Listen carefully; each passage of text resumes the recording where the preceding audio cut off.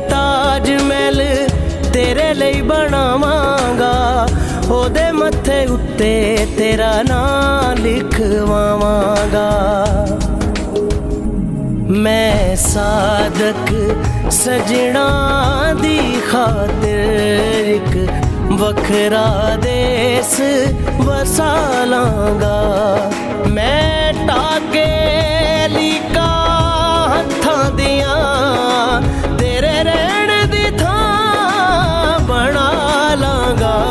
ਮੈਂ ਆਪਣੇ ਰੱਬ ਨਾਲ ਲੜ ਕੇ ਵੀ ਤੈਨੂੰ ਆਪਣੇ ਨਾਮ